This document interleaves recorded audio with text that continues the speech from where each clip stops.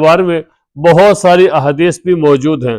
ایک حدیث کے اندر حضرت ابو قتادہ رضی اللہ تعالی عنہ روایت کرتے ہیں، رسول اللہ صلی اللہ علیہ وسلم نے فرمایا کہ میں اللہ تعالیٰ سے امید کرتا ہوں کہ یہ جو عاشوراء کا روزہ ہے یہ پچھلے 1 سال کے گناہوں کا کفارہ بن جاتا ہے۔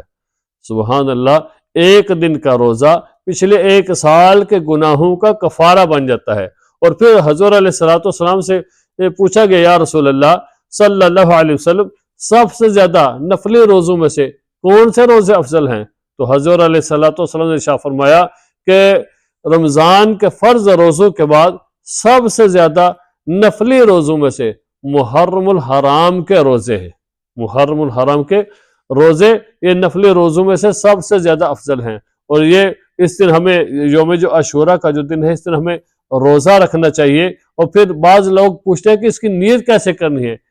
یاد رکھیں کہ کوئی اسپیشل اس کی کوئی نیت نہیں ہے، بلکہ عاشوراء والے دن جو بندہ اٹھ کے صبح نیت کر لیتا ہے کہ میں نے آج عاشوراء کا دن کا روزہ رکھنا ہے، یعنی 10 محرم کا دن کا میں نے روزہ رکھنا ہے، تو اس کی یہ نیت کافی ہو جائے گی، اس کی نیت ہو جائے گی۔ اسپیشل اس کو کوئی نیت کرنے کی ضرورت نہیں ہے کہ میں نے کوئی پڑھ کے نیت کرنی ہے یا سوچ کے نیت کرنی ہے، بلکہ جو اس کے دل کا ارادہ ہے کہ آج میں نے عاشوراء کا دن کا روزہ رکھنا ہے یا رکھتا ہوں یا رکھتی ہوں، تو اس کی وہ جو نیت ہے، دل کا ارادہ ہے، اس کی نیت ہو جائے گی۔ پھر عاشوراء کے دن روزہ ہمیں رکھنا چاہیے، اس کی بہت زیادہ فضیلت بیان کی گئی ہے۔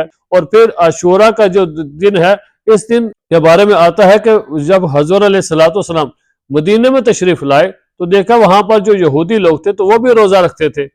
تو حضور علیہ السلام نے پوچھا کہ تم لوگ روزہ کیوں رکھتے ہو؟ تو انہوں نے کہا کہ ہم موسیٰ علیہ السلام کے لیے روزہ رکھتے ہیں کہ اس دن موسیٰ علیہ السلام کو اللہ تعالیٰ نے فرعون سے نجات دی تھی، تو اس وجہ سے ہم روزہ رکھتے ہیں۔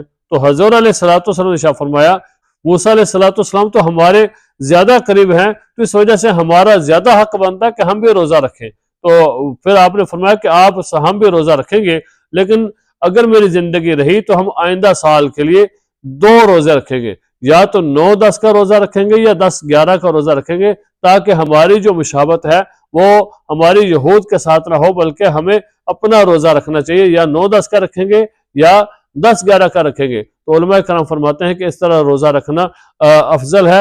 اگر کوئی بندہ صرف 10 محرم کا روزہ رکھتا ہے تو وہ بھی جائز ہے، لیکن زیادہ جو افضل ہے وہ یا تو 9-10 کا روزہ ہے یا 10 اور 11 کا روزہ ہے۔ اس دن ہمیں روزہ رکھنا چاہیے۔ اور جو محرم کا مہینہ ہے اس کی اللہ تعالیٰ نے قرآن پاک میں حرمت بیان کی ہے، جہاں پر 4 مہینوں کی اللہ تعالیٰ نے حرمت بیان کی ہے، تو ان 4 مہینوں میں سے ایک مہینہ جو عزت و تکریم و حرمت والا مہینہ ہے وہ محرم الحرام کا مہینہ ہے۔ تو اس مہینے کی بہت زیادہ فضیلت بیان کی گئی ہے۔ پھر جو عاشوراء کا دن ہے، اس دن آج کل ہم لوگ تو اس کو غم کے طور پر مناتے ہیں کہ اس دن حضرت حسین رضی اللہ تعالیٰ عنہ نواسہ رسول صلی اللہ علیہ وسلم کو بے دردی سے ظلم و ستم کے ساتھ شہید کر دیا گیا اور آپ کے خاندان کو شہید کر دیا گیا۔ ہم تو اس کو غم کے طور پر مناتے ہیں۔ یاد رکھیں کہ ہمیں افسوس ہونا چاہیے، ہمیں غم ہونا چاہیے، کہ ہمارے دل کے اندر افسوس ہونا چاہیے کہ حضرت حسین رضی اللہ تعالیٰ عنہ کو اس دن شہید کیا گیا، لیکن ساتھ ساتھ ہمیں یہ بھی سوچنا چاہیے کہ حضرت حسین رضی اللہ تعالیٰ عنہ کا مقصد کیا تھا،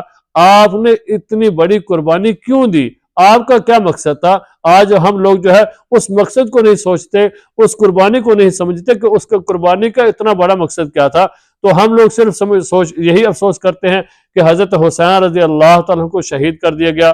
یاد رکھیں کہ اس میں غم تو ہونا چاہیے، وہ تو دل ہی نہیں ہے کہ جس دل کے اندر غم حسین نہ ہو، حضرت حسین رضی اللہ عنہ کی یاد نہ ہو، وہ تو دل نہیں ہے بلکہ پتھر ہے۔ تو ہمیں یاد تو کرنا چاہیے، افسوس تو کرنا چاہیے، غم کرنا چاہیے، لیکن ساتھ دل میں یہ ہمارا مقصد بھی سامنے ہو کہ کون سا ایسا بڑا مقصد تھا جس کی وجہ سے حضرت حسین رضی اللہ تعالیٰ نے اپنی جان کی قربانی دی، اپنے خاندان کی قربانی دی۔ کیا مقصد تھا؟ وہ دین کی خاطر تھا، اللہ تعالیٰ کے حکم تھے اور اللہ تعالیٰ کے دین کو زندہ رکھنا تھا، یہ مقصد تھا سارا۔